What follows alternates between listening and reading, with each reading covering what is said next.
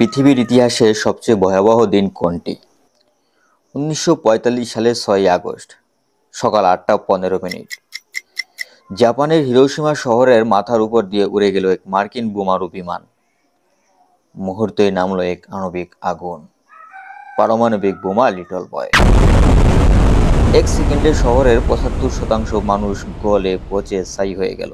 এর 3 দিন পরেই 9ই আগস্ট আরেকটি বোমা পড়ল নাগাসাকিতে, নাম ফ্যাটম্যান। দুই শহরে প্রায় 2 লাখেরও বেশি মানুষ মারা গেল। বেশিরভাগই ছিল শিশু, নারী আর নিরপরাধ মানুষ।